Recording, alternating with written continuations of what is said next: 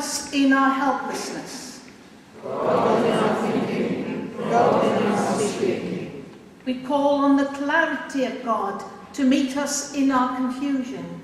God in our acting, God in our stillness. We call on the mercy of God to meet us in our brokenness.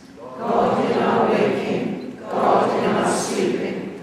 We call on the Spirit of God to meet us in our division. God in our meeting, God in our parting. Let us pray.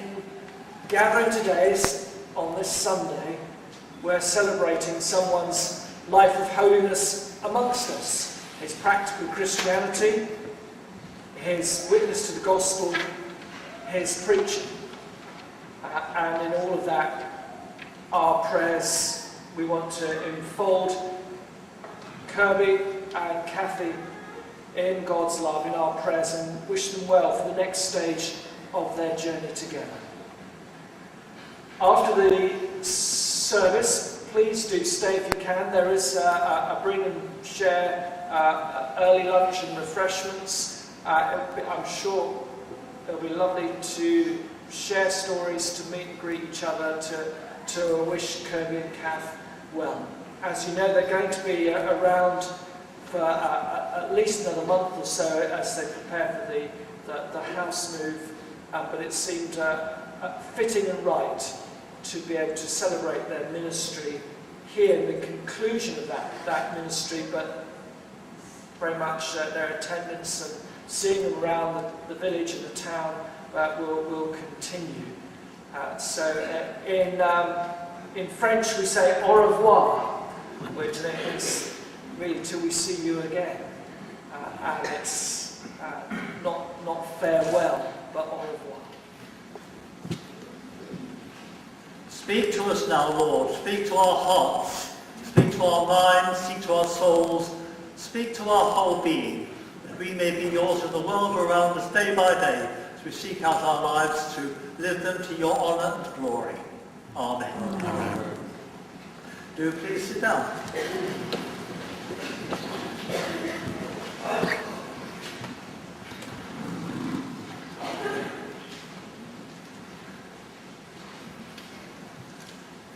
Tommy wasn't used to being spoken to by God. In fact, this was the only time it ever happened, which was probably just as well. It worried him. It wasn't the sort of thing that parents tell you that God wants you to pray for, like looking after your little sister and keeping your teeth clean. No, it was odd. It was odd what God had to say. What did it mean? He couldn't make sense of it. Look at the church. Look at the church. What a foolish thing, Tommy thought. He knew what the church looked like. He'd been in it several times. It was a big old building with hard seats and a high ceiling. But he got the same message a few nights later again. Waking up to the message, look at the church. Now Tommy had a busy life, so he got on with it.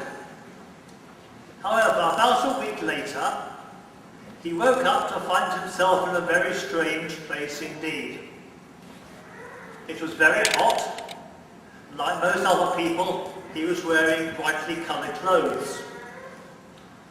He was in a town with quite a lot of other people about him, and shops and banks and public buildings of every kind.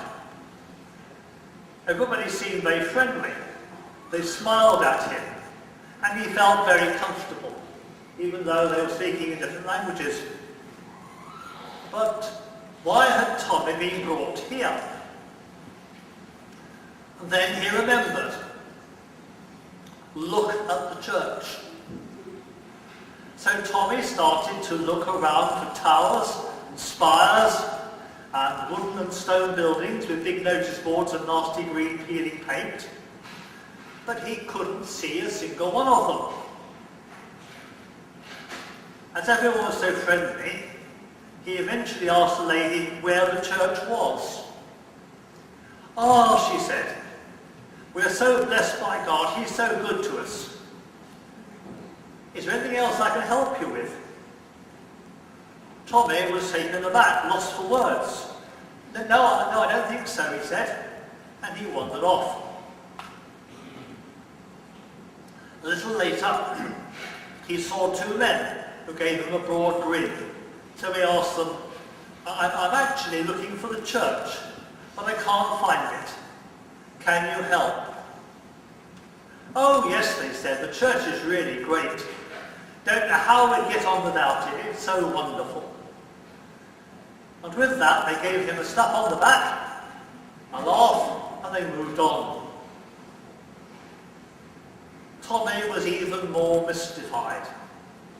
He searched around a little longer, then he sat down on a bench and went to sleep. And woke up, of course, in bed again. 4 or 5 days later, Tommy woke again. But this time in a different place. It was much colder, and everyone, including himself, was dressed more warmly. But it seemed a very friendly place again. Everybody he passed gave him a great big smile.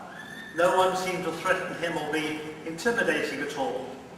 So he strolled around looking at tall buildings and small buildings, dull buildings and colourful buildings, old buildings and new buildings, but still no church. In frustration, he asked a couple if they could help him to tell him where the nearest church was. Of course, they said, it's very hard to get away from church. God's church is all around us. Enjoy your voyage of discovery. And with that and a friendly wave, they were off. Tommy found a bench and sat down. He felt confused and frustrated. This was the second lovely place he'd been to. The people were most welcoming and friendly. There was a lovely positive atmosphere all around. It was a good place. It was a very good place to be. But there was no church. No church for him to go and look at all. Then Tommy had a moment of inspiration. One that he knew must have come from God. Tommy was looking for the wrong thing. Tommy had been looking for a building.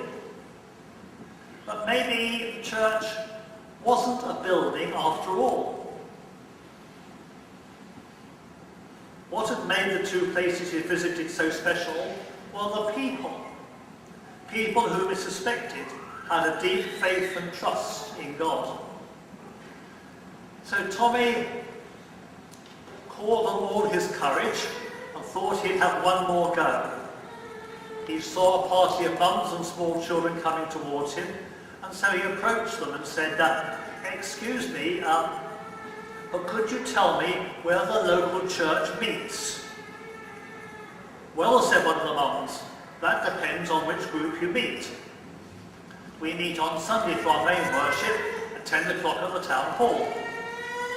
But folk of your age meet on Tuesdays and Thursdays at 4 o'clock in the new preschool building. Then the adult discussion groups most evenings are held in different people's houses." One mum interrupted to say that she had a son Tommy's age, so he was welcome to come and have tea with their son and then go on to the group afterwards. Tommy had found and he had looked at the church, but it wasn't a building at all. It was a body of people who met where it was convenient for worship, for sharing, for learning, and for helping one another. Tommy went back to sleep again, and awoke later both wiser than before. Of course, even today, many churches don't have buildings. My experience of worshipping in Africa was a great enlightenment to me. I can remember going down the main street of Harare one Friday evening and seeing that all over the big buildings there were posted signs. The Pentecostal church worships here, the Elim church worships here. All signs advertising where the various churches met. They didn't all have their own buildings. Most of them didn't have their own buildings. They met in wherever they could find to meet, wherever was appropriate. The party I was with thought we'd go to the secondary technical college, because they said they had, we knew where that was, and there were several church signs up outside. So we turned up at 10 o'clock at the secondary technical college. There was a man on the gate, and we said to him, "We've come for the church service." He said, "Which one?" I said, "How do you mean, which one?" He said, "Well, 6 different churches meet here." We finished up going to the one which was in the science laboratory, which was a tiered science laboratory like we had when I was at school. We sat on these pew seats with a long bench in front of us. We sang our hymns, we listened to the address, we said our prayers, and we worshipped together in this science laboratory. And even today, I mean, church buildings are illegal in most parts of China and in North Korea and in many parts of the Middle and Far East. So not all churches have buildings to worship in. And even in the modern church, quite a lot of new churches growing up these days which meet in people's houses rather than in buildings. So there is a variety of practice and experience here. So although church buildings can be very useful, especially for Sunday worship on a big occasion like this when there are lots of people gathered, they are not the church. They may be the church building, but they are not the church. The church is you and I. We are the church. We are the church when we worship in our special building. When we come here on a Sunday morning, we are the church, the gathered church here in Malborough, or Salcombe or Gassel or wherever. But we're also the church when we meet somewhere else. If we were to meet outside, we would still be the church. If we were to meet at the Baptist chapel, we would still be the church. If we were to meet at the village hall, we would still be the church. The church is the people of God gathered together. We, you and I, are the church. We're also the church when we meet as a small group. We're even, let's think about this, we're even the church when we are the only church member in that group. We represent the church. Our reactions will be seen as the way the church does things, the way what the church believes. Because some of those present will not know any other church members. For them, we will be the church. We're the only connection with the church they have. For better or for worse, we are the church for them. Now we have a wonderful, vibrant, committed church nucleus here, and I'm not just speaking about All Saints Marlborough or Marlborough as a village. I'm talking about the whole benefice, the whole community in this area. We have a wonderful church community. It's one of our great strengths. But I wonder if we shouldn't perhaps at times focus a little bit more on our contacts outside our own little group, outside our own regular members, outside our own fellowship groups.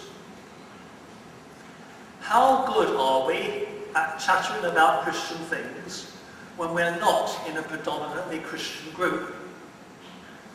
In our early summer here, we had a small house group, and there people readily admitted that their first reaction when they were encouraged to say something about the Christian faith in a group was that they weren't qualified, they weren't trained, they weren't able to do those things. What nonsense. What nonsense. Every one of us should be able to give an answer to the question, why do I go to church? Or what does God mean to me in my daily life? All of us should be able to answer those questions. If you really can't answer those questions, I suggest you need to give a bit of thought to it. What does God mean for me in my daily life? Why do I go to church? They're questions we should be able to answer, and they're the sort of questions that people are going to give us, put to us. If they ask us more difficult questions, you can always say, I don't know. People quite like to have the answer, I don't know. It's reassuring. And if you want to find out, you can go and find out afterwards. All people want from us when we're meeting with them is an honest answer. There's not a right answer to most of these questions. There is an honest answer, and that is the one that you believe and know and trust in your hearts. You may be the only person in your small group talking to these few friends, or shopping for the day, or out partying. You may be the only one who has a church connection. So to them, you are the church. We need to be sensible about this. We need to be discreet sometimes, but we don't need to be silent. We need to be wise. We need to be thoughtful, but we do not want to be wordless. And what does it say about us if we never have anything to say about our faith? Most of us are pretty good at talking about almost anything else.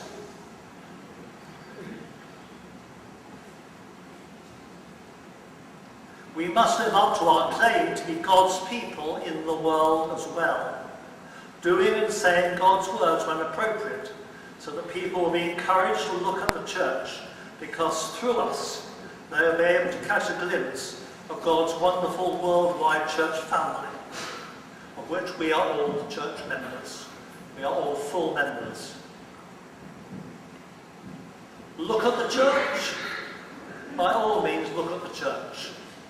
But when we look at the church, we look at ourselves. Ourselves. The church, whether we're in this building or outside it. And people look at us as well, and they draw conclusions. Let us bear in mind our responsibility as witnesses to God of what he can do with our human lives. We are the church as far as he is concerned, and as far as people around about us are concerned, much of the time. How do we live that out day by day? Amen. Would you like to come forward?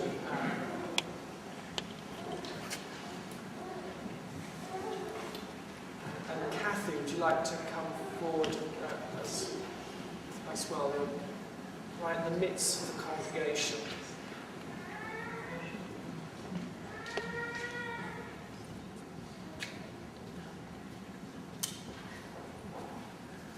Your time with us has seemed to have flown by, and you have really been a true blessing to our congregation here, to the benefits, to the village, to myself, and I'm sure I speak for Faith and Joyce personally as well, in your enthusiasm and energy and kindness. These posts of house for duty in church ecclesiastical speak are often spoken of as point 3 of a full stipendiary post. And a ridiculous idea, really, because as soon as I met Kirby, he said, "Well, you can forget that. I'll just be ploughing in full time." And I knew that I had someone here whose extraordinary energy and foresight. He was willing to give an enormous amount of himself. And I felt sort of tired following him, really, in terms of catching up. Tremendously sad to see you move on, but we know that it's the appropriate time for you, and that in terms of your treatment of yourself, Kirby, that things seem to be going through a sort of positive turn, and we look forward to hearing of the good news of your new home up in Whitley Bay, and when you get the opportunity, don't be a stranger. It's a lovely place down here, as well as you know, to come and to keep a spot check on us all. I know there are a number of presentations, and Margaret and Trevor, I'm sort of leading over to you. There's also one from our end. There'll be one from our end. And Eunice, would you like to come forward from And Jean. We've got Jean from Galton.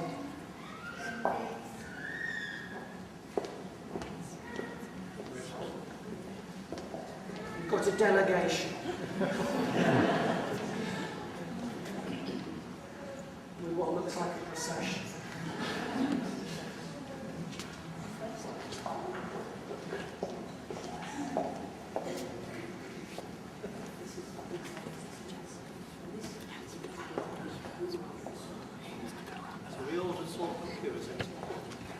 Talking about churches, you've got a bit here. It's been reordered.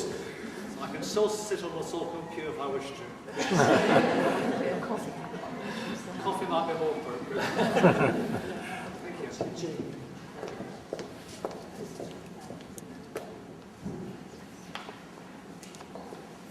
Thank you very much indeed. Shall I open it now? I'm never sure if I open these things at a time or not. If you don't open them, everyone sits there and say, what was it?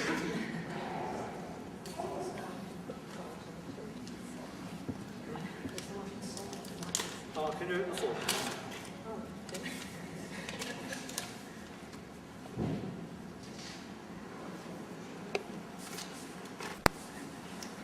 There's a lovely card with a teddy bear on the front, with lots and lots of signatures inside, as well as what looks like a cheque. So all of those are very welcome. Thank you. Yes, and thank you very much, Salcombe. Thank you. Yes, thank you. Thank you. We'll use the table, shall we?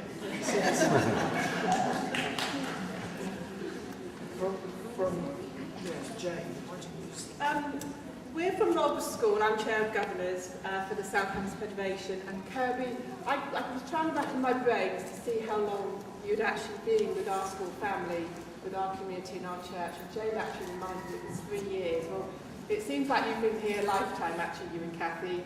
And Daniel, you summed up at the very beginning of the service, enthusiasm. And the first day I met you, walking through the village, your enthusiasm has given Malborough School something very special, and the children are going to miss you enormously. Every monthly service, you make the church so welcoming, and every Thursday, the children thoroughly look forward to you coming into school.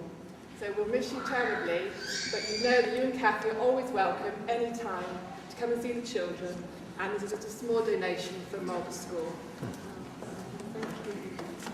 Thank you very much.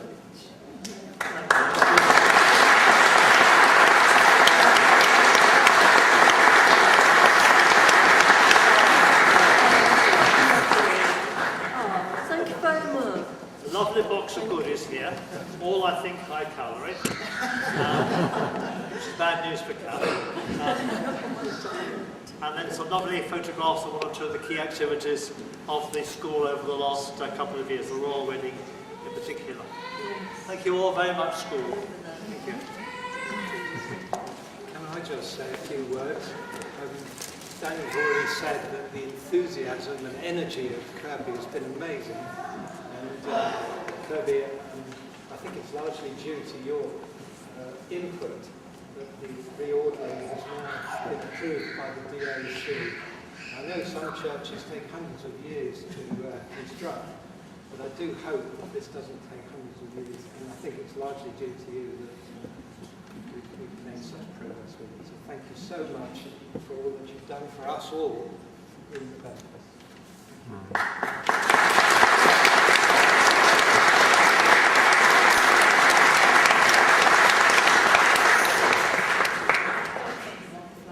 I think I'll give it to Kathy. Thank you both so very, very much for all you've done for us. We will miss you, but thank you so much for everything you've done. Thank you, Kathy. Are you okay? That's it. we obviously are very...